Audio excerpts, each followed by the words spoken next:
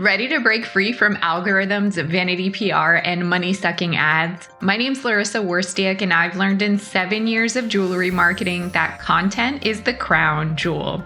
My agency, Joya, takes a holistic approach, leading with laser-focused storytelling, impactful content creation, and strategic content distribution. This method has worked for the solopreneur as well as the multi-million-dollar company, and now I'm sharing the same systems and tactics with you. Here's to standing out in the sea of sparkle. This is episode 252, and today we're setting sail on an exciting new direction for the podcast. If you've been following along, you might remember that earlier this year we announced the Joya Jewelry Marketing Grant. I was thrilled to receive so many incredible applications from talented jewelry business owners looking to take their marketing efforts to the next level. Well, the wait is finally over. In June, I selected the recipient of this grant, and now we're officially embarking on this amazing new journey together. So today, I'm delighted to unveil the winner of the Joya Jewelry Marketing Grant, who will be receiving 6 months of digital marketing services courtesy of our agency, Joya. It's going to be a transformative experience for this jewelry brand, and I can't wait to see their dreams turn into shining realities. In this episode, not only will I reveal the name of the lucky grant recipient, but you'll also have the unique opportunity to get up close and personal with the founder and maker behind this exceptional jewelry business. We'll be sitting down for an interview. They'll be sharing their story, vision, and passion that fuels their creations. And over the coming 6 months, we'll be diving headfirst into this world of jewelry marketing, witnessing firsthand the ups, the downs, and the dazzling successes that come with elevating a brand's digital presence. So whether you're a fellow jewelry entrepreneur looking to gain valuable insights, or simply a jewelry aficionado eager to learn more about the craft and business behind running a jewelry brand, then this new direction is made for you. Remember to stay tuned after the interview with our grant winner, since I'll still be sharing my regular gold mine segment. But before we get to the solid gold of this episode, I'd like to take a moment to remind you that this podcast has both audio and video, so you can either listen on your favorite podcast platform or watch on YouTube by searching Joya. You can support the podcast for free by taking the time not only to subscribe, but also to leave a rating and review on Apple Podcasts. If you leave a review, I might read it on a future episode. So please let me know what you think or any other major takeaways you've had recently. Okay, let's get into today's episode, my sparklers. So as I mentioned in the intro, I'm unveiling the winner of the 2023 Joya Jewelry Marketing Grant, and basically the subject of this podcast for the next 6 months. Are you ready? Drum roll, please. The winner of the grant is Hilary Fink Jewelry. This brand is founded and led by Hilary Fink, who handcrafts all her jewelry pieces.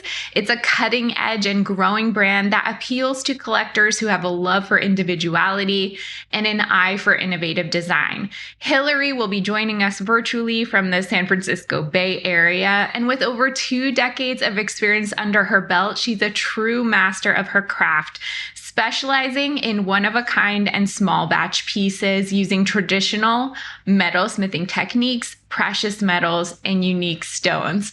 What really sets Hilary's work apart is her unwavering dedication to celebrating originality. So each piece she creates is a testament to her love for perpetual exploration and development, resulting in designs that are both unconventional and sophisticated at the same time. By blending color, texture, form, and intricate details, Hilary ensures that no 2 pieces are ever alike, making them future heirlooms in their own right. Her Captured collection, which is my personal favorite, truly highlights the beauty of gemstones and natural materials. In addition to her creative endeavors, Hillary is an active figure in the jewelry community, generously sharing her knowledge by teaching jewelry and metal smithing classes at prestigious art centers like the Palo Alto Art Center in California and the Silvermine Art Center in Connecticut. Not to mention her incredible contributions as the president of the Metal Arts Guild from 2021 to 2023, where she played a vital role in championing and supporting Bay Area metal artists and jewelers. Hillary's passion for her craft is infectious, and her dedication to creating these captivating pieces is evident in every stroke of her hammer and placement of gemstones.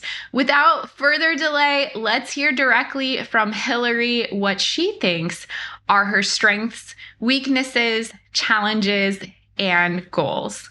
Hi, Hillary. Welcome to the podcast. I'm so excited to have you and your brand as the recipient of the Joya Jewelry Marketing Grant this year. And I'm also very excited to share you with the podcast listeners and viewers. So welcome. Thank you, Larissa. I'm excited too. Yeah. So I figured we would start off by just letting everyone know more about your business so you can introduce yourself and give some background information about your brand. So I'm Hillary Fink, and my brand is called Hillary Fink Jewelry. And officially, my business has been back in business for about 5 years now. I was making jewelry in the early 2000s and kind of had a career transition and wasn't making jewelry for many years, but now I'm back at it full time. It'll be 5 years this September, which is really exciting. And really what I like to make is just jewelry that feels really good for the wearer, something that's really unique. I do a lot of one of a kind. And what I really want my jewelry to speak to is just, individuality, uniqueness. When someone gets a piece, I want them to know that there's most likely no one else on earth that's going to have a piece like that. And that feels really good to me. It keeps things interesting to me. And I want to keep things interesting for my clients too. And I know you're also just involved in the jewelry industry in general. What are some ways that you're active in the industry? I was just the recent president of the Metal Arts Guild, which is the Metal Arts Guild for the San Francisco Bay Area. And that's a 2-year term. And so part of the term was a little bit still COVID-y, so we weren't able to do a whole lot. But I had the opportunity to start a couple new programs, and I wanted to give back to our community. So I started a couple grant programs myself. So we started doing a spring and a fall grant. And the fall grant was for people who wanted to take classes. And then the spring grant was for people that were already in business and something to help them, like purchase a piece of equipment or, maybe get some marketing services or something like that. So it was really nice to meet people in the community. Yeah, that sounds like an amazing initiative. I like that. It was great. Yeah, definitely helped. I think it helped people understand, kind of after like the quiet time of COVID, that like the Metal Arts Guild is still there. We're here. We want to help and we want to give back.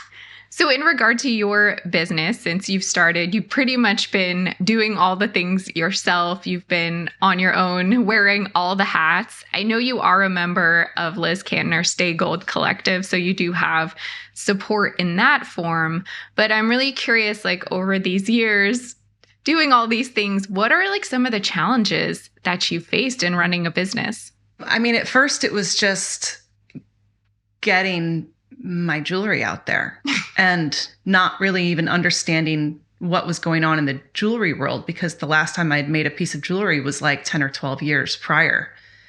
And so, I came back and now there's Instagram, there might've been Facebook before. I don't know. I wasn't really using it though. There's e-commerce websites, there's all these things that were there to help, but I didn't really know what I was doing. So to get back in, I actually hired a career coach, and she helped me relaunch my business, which was really helpful. But otherwise, I think it's just been kind of an uphill, I'm not going to say battle, but just it's just work to get your name out there, to get your brand recognized, to get your jewelry recognized. And a lot of that is marketing. And I will just fully admit that's not my strong suit. So, I feel like I've done fairly well at Instagram. I've been trying to do as many newsletters as I feel my clientele will stand. But I know there's just so much more that I can be doing, which is why I applied for this grant. Yeah. And I mean, just on your own, I have to give Hillary credit because especially with social media, she's done so much to just get herself to like a certain point of like engagement, to grow her followers, to build brand awareness. So she's done such an amazing job of it. And now it's time to get to the next level, right, Hillary? Yes. I mean, Instagram can only take you so far. And it's been great, and I've become like one of these people who's like addicted to Instagram, which is kind of annoying. Definitely has its drawbacks, but I also like to have a lot of fun with it. Yeah, I feel like in this day and age with all the changes that are happening with Instagram, you kind of have to be like that present on the platform just to keep up with it. Yeah. So where would you say, well, let's start with where do you think you excel in marketing? I mean, we mentioned Instagram. Are there any other areas where you feel like you're comfortable with marketing? I mean, I really only do two things. I'm on Instagram and I send out newsletters. And I try to be really consistent with my newsletters, and I try to really create something for my newsletter community that only they're going to get. Because you're really asking a lot of someone to invite you into their inbox. So, I want to really build trust that way. I don't want to overuse it. I don't want to abuse it. But I want people to know that like I'm so incredibly thankful that they're here as part of my community. And so what I've done is since I love making one of a kind, and I kind of just like to make whatever I feel like making, I just put out like monthly or every other month I'll put out collections. And so those are first dibs to my newsletter community. And then, but I'll be previewing them on Instagram. So that's a way to generate new newsletter signups, because I tell people, first dibs goes to the newsletter community. And that's worked really, really well. So I guess like connecting Instagram with my newsletter like that has worked. But there's really not a whole lot else I do. I know there's a lot of other things I could be doing, but I just don't do them. It's totally fine. And I agree. I mean, I think just the fact that you've figured out that how to use Instagram and email marketing together, even if it's just those two channels, I think that is a step ahead of a lot of people learning how to like integrate those two things. And like you said, being really consistent, which I think a lot of jewelry business owners struggle with. Do you have any like tips or tricks for being consistent, since that's something that you've been really good at? I think the photography is probably the biggest thing, is having when something pops up in someone's feed, it needs to be recognizable as your brand. And so I've worked really hard on just making sure that each post has the same look, and I don't put a lot of stuff in it. It's just the jewelry. It's just the piece of jewelry. And the jewelry is also very big in the square. So, it pops and it's simple. So that to me, once I started doing that really worked. Also, I mean, maybe this sounds cliche, but I really love what I do. And I really love making jewelry and making new pieces and photographing them and showing them. And so I think that probably comes through a lot, that like, this is just like what I love to do so much. There's really nothing else I'd rather do. Yeah, that authenticity is really important in connecting with your customers, I think. And to your point about the consistency, I think I noticed that a lot of jewelry business owners, they struggle with like keeping up with that, the consistent schedule. But I really like what you said about, well, I just stick with a consistent look also. And that probably makes it easier to just kind of like do it regularly, because you don't have to think too much about it. You've already nailed down like the brand identity, the way you want the photographs to look. So that probably helps in like the actual cadence of everything too. Definitely. And I'm very lucky to have a studio with really great light. So it's easy for me to just, make a piece, photograph it, come home, maybe do a little bit of, brightening or whatever needs to happen and pop it up on Instagram the next day. I don't plan my Instagram posts. I know that's kind of a big no-no, but I don't plan. I tried that for a while, and I'm such a spontaneous maker that it's hard for me to plan things because I might have things planned out, but then 2 weeks later, I'm like, that's not what I want to put up anymore. I've made this other piece that I'm really excited about. So I kind of sabotage planning. It's hard to plan with the way I make jewelry. And I think that's been part of the problem with, being limited in how I market, because I don't really know how to build a plan around it, Yeah, that makes a lot of sense. Also, I'm curious, did you have a learning curve in the photography itself, or did you already have a background in knowing how to take pictures of little detailed things, or was that something that you taught yourself over time? I just kind of figured it out with my iPhone, and then I bought one of those clip-on macro lenses, and once I started doing that, it changed everything, and it just it just makes the jewelry look incredible.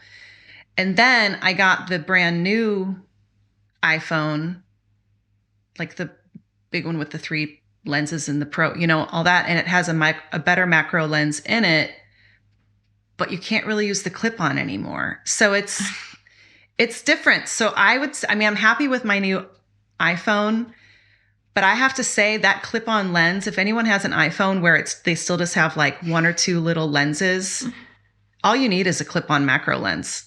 It's incredible. That's a good tip. I didn't even know Amazon, that. Super cheap, Yeah, they're fabulous. Cool. So let's talk about also, I know you said, okay, I'm only doing these 2 things really with marketing, but I guess in your trials, experiments, have you noticed there are specific things that you're struggling with marketing? I think it's really just sticking to a plan. Mm-hmm. Yeah, because I will, like you said, I'm part of the Stay Gold Collective. Liz will have these, forums and sessions about all sorts of topics. And, towards the beginning of the year, or maybe towards the end of one year, she's asking us to start planning for the next year, obviously. And so I'll be like, okay, good. I'll put out a content calendar on a little Google Doc, and I'll feel really good about it.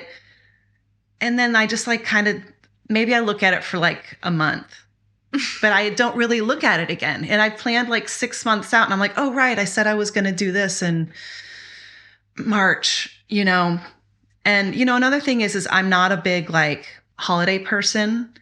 And so I don't really do much around Valentine's Day. I don't do much around Mother's Day. And then I feel oh, well, my clients they're not into those holidays, because I don't do anything around those holidays, really. And so I struggle with that. I think I struggle with just connecting all the little tiny pieces to make it all work into one big system. I think it just seems very overwhelming to me. Because as a one-person show, how can you even expect for yourself to be able to see your business and all the moving parts so objectively? You're in there working on it, working on the jewelry. It's really difficult to step back and look at all these things together. I find it to be very difficult. And, ideally, I would love to just be in my studio making jewelry. And a lot of time that's what I do. And then I will be exhausted, and I'm like, oh, shoot, I should have been, doing this thing from home, So it's that struggle between being an artist, being a creator, and forcing myself to do stuff that, 1, I may not even understand, or 2, it just doesn't come naturally to me, and I maybe just kind of don't enjoy it. So Yeah, that's so true too, what you said, like the not understanding. It's like, and maybe you do understand a little bit, but then there's always the question, could this be done better? Like, am I really doing this right? Am I doing this the most efficient way possible? So yeah. Totally. I mean, it can definitely be done better. Yes. Without a doubt. Yeah. We all have room for improvement. That's that's just a given. So one of the most important things, like when we're starting with a new client, establishing goals, and for all of you listening and watching, this will be something that kind of evolves too. And I'll be talking to Hillary about it, and we'll continue exploring the goals in future episodes. But I'd really love to hear in Hillary's own words, like what she feels are her goals for the business. I mean, I think my biggest goal is to keep moving in a more high-end, fine jewelry market and find those clients.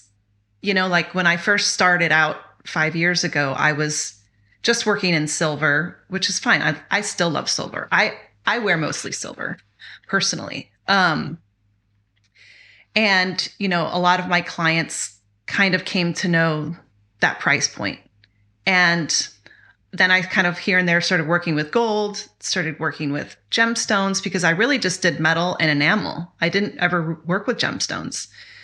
And now working with gemstones is kind of what's totally grown my business. So I just want to keep moving higher, and I want to make sure that I'm not leaving behind clientele, but also gaining new clientele, because I always want to make silver pieces. And those silver pieces might get a little more and more expensive over time, but I don't want to leave anyone behind, but I want to broaden. And so that's a big goal for my business. And then, I mean, I'd love to know more about how to be on Pinterest and kind of use that platform. I mean, that's another thing I think about. I'm always like, I don't really understand it, and I don't have the time. But I mean, that's another goal. I would love to have more of a presence on Pinterest as well. So they're different. I mean, that's very different goals, but both great. And I think, adjusting your target audience and everything you said, like not alienating your past customers, but also moving forward and doing like what you want to do, doing your vision, but still, not leaving anyone behind. That is a huge challenge. And I think that's a very common growing pain, because sometimes at the beginning of your business, how do you know like where you're going to want to go? Or how do you know like what the reality is going to be for whatever you're making and selling? So that makes so much sense. And to your point about Pinterest, totally agree. I think it's like one of the biggest missed opportunities with social media right now. But at the same time, I get why a lot of brands aren't investing in it, because it does take time, effort, curating the same way that being on Instagram does. So it's not like an easy fix by any means. So that makes a lot of sense. Yeah. So when I informed Hillary that she won the grant, I'm going through the same process with her that I would with any other Joya client. And that always starts out with a brand and marketing audit. And the reason that we do that is not just to benefit the client, but also to help me and my team understand what is really going on, like an actual deep dive to try to see where the opportunities are, see what the strengths are, the weaknesses are, and where we could really have the biggest impact. So that was the first step that I did with Hillary, and I'm kind of curious to hear from you. Was there anything surprising about the results of that audit? Like, what were some big takeaways that you had, or like what even made you excited about what you heard from that? Well, first of all, I would say that anyone who's interested in getting a brand audit should get in touch with Larissa and get one, because it was awesome, and it was thorough and very professional and looked nice, and it made me feel really good about my business, which is really nice. I also didn't tell Hillary to say that. So no, for real. Like, I was just totally delighted with reading it. And you did a great job with it. And the thing that there was two things that really kind of stuck out to me the most, where I was like, okay, this is why I need help. This is where I need help, is the whole content marketing and the content strategy and how everything connects to one another. So starting to have blog posts that are targeted with certain SEO, and then those blog posts help drive people to your site through search, most likely, I guess, is how that works. And then, then tying in my newsletters and my social media content to the blog, like having it all tie together and tell a story, is something I've known that is possible, but I've never fully done it just because of the things we've talked about, like time, not knowing how to do it properly, and all that. So that's something that I'm really excited about, and I'm just kind of looking forward to see how it all works, and then the impacts that has actually on my business. Just like you said, a lot of jewelry business owners know intuitively that there's like potential with that, but one, they maybe don't have the time to execute on it. And like I said before, they can't step back to see the big picture. Or maybe because they're so close to the story, it's hard for them to understand how to like share that with someone else, or to like pick out the parts of it that might be interesting, because to them, they've like heard it in their head so many times that like they don't even think it's interesting anymore. Totally. To someone who doesn't know anything. So that's a challenge too. Yeah. Or the things that I think are interesting are not. They're actually just really nerdy, like metalsmithing things, that like no one cares about. Yeah. Or they could be interesting, but it's like about finding the right way to communicate that. And that sometimes needs like another person to see and to like mediate those thoughts, Totally. Yeah. Well, then the other thing that I was really excited to read, and I love that you deep dive into all this, is the analytics. I have Google Analytics on my site. I have it, crawling and doing all the things it does. But I just don't look at it very often. And, I get my monthly report in the email that I look at, like whether things went up or down and all that. And I'm like, okay, good. That's about all I do with it. And so I love that you kind of did the deep dive on that and explained some things, some terms that I didn't understand, and just kind of explained how all of that ties into how people engage with my website. So I'm excited to track that over these 6 months to just see how that changes too. Absolutely. Yeah. And we'll be setting up Hillary so what we do, just to give some background information, it's like if you were to go in Google Analytics, there's so many different types of data you could be looking at. And I think that's why people don't check in with it, because it's really overwhelming. So what we do for clients is we'll be choosing, this is like nerdy marketing speak, but key performance indicators, or KPIs. And those are just, okay, we're only going to focus on these pieces of data because those are the things that matter right now based on like where you are in your business, what our goals are. And that way you can almost like put blinders on and just focus on those things rather than getting overwhelmed by like all the numbers. So we'll have a dashboard where we like just look at those things. And I think it makes it a lot easier to digest and manageable, and easier for the client to like talk through it with them. And that way they don't get distracted by the other stuff or worried about other numbers that right now, at least like at this stage of business, they aren't as important. So that's one thing that will be really helpful too. Yeah. I'm looking forward to it. So overall, is there anything you're really looking forward to from this experience? What are your thoughts moving forward for like the next 6 months?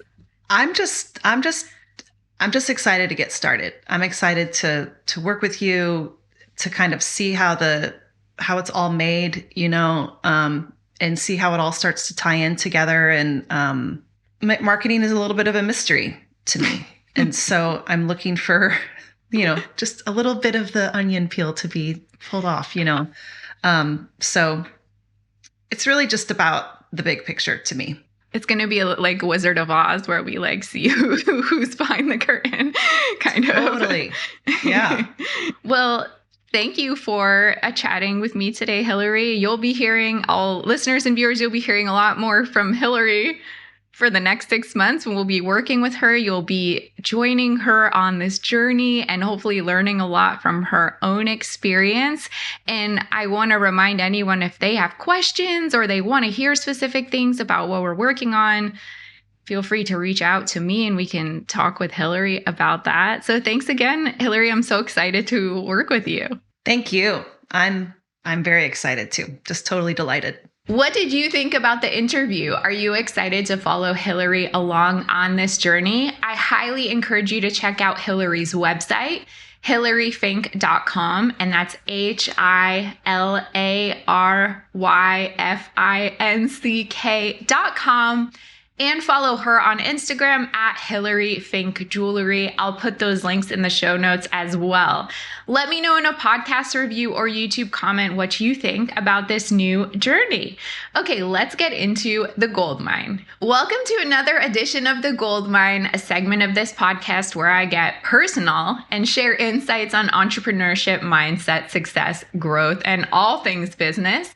And even though I've changed the podcast format a little bit, I can't resist continuing with the gold mine because it allows me to share topics and insights close to my heart and, again, get a little bit more personal with you. This week, I'm delving into an activity that may seem or sound a little bit mundane, but has had a tremendous impact on my business. I'm excited to suggest it to you and reveal how it has transformed my approach to work. So I want to talk about the very exciting topic of time tracking. I know it might not sound like the most thrilling subject, but trust me, this could potentially be a game changer for your business. So I would say about 2 years ago, I started tracking all of my work hours at the advice of a mentor. This very simple habit gave me so many valuable insights into how I was using my time, what tasks were holding me back from more impactful income generating activities, and where I could potentially delegate or outsource to enhance my efficiency and just get more done without being super stressed out. And I'm sharing this with you because I talk to jewelry business owners a lot, and I understand the struggles faced by especially small business owners in this industry when it comes to managing all the things, including marketing. So by taking a closer look at your daily work, you can reprioritize tasks and make better use of your time, leading to greater business success. The best part, without burnout. So let's talk exactly about how this works. So I can share my own personal process and approach, and then I invite you to adapt it for yourself, or maybe try it, incorporate it into your workday. So when I start my workday, from when I sit down at my desk, I track my time from beginning to end when I finish my workday. You could either do this manually by jotting it down in a notebook or like in a Google Doc, or what I really recommend is using a time tracking website or app. I like one called timesheets.com. What it does, it allows you to like categorize your different projects and the different hours you're spent throughout your workday, so that at the end of the month or whatever time period you're tracking, you can easily export everything into a CSV or spreadsheet and then kind of very easily analyze it rather than going through your notebook and like counting everything, which sounds kind of awful. But anyway, you need to commit to this habit for at least a month. And I would do this at a period of time that represents like the general activities in your business. So I wouldn't do it during a very slow time of year or during a very busy time of year. I would choose a month that's kind of like your normal.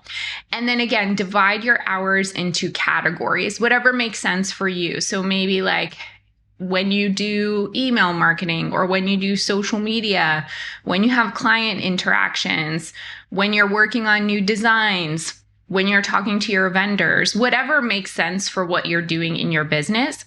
And then at the end of the month, you would run a report to review your productivity, your active work hours, and then how those hours are actually distributed across different activities.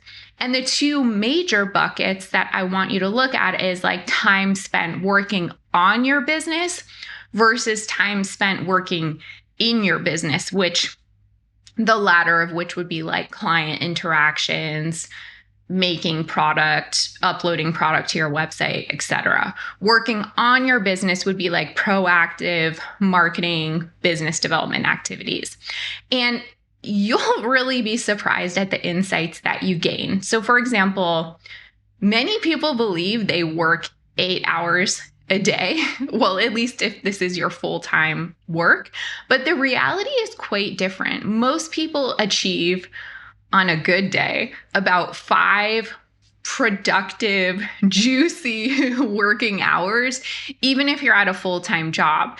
So really take note of when your most active hours are falling during the day, and then whether the work you're doing during those hours is actual work, or if you're like window shopping online or scrolling social media. Like be brutally honest with yourself about what is happening during those hours. Not to judge yourself, but to just have more clarity about when you can be most productive, when you feel most productive, how can you be more productive, what do you hate, what is easy for you to do, etc. And I have found no better way to learn those things besides time tracking. This activity will help you find a balance and allow your business to thrive while giving you more time for those growth-oriented activities. And you may even discover in this process that some things can be delegated, and that can help you free up your schedule for the more impactful work. Until I started time tracking, I thought I knew how I spent my time. I really did.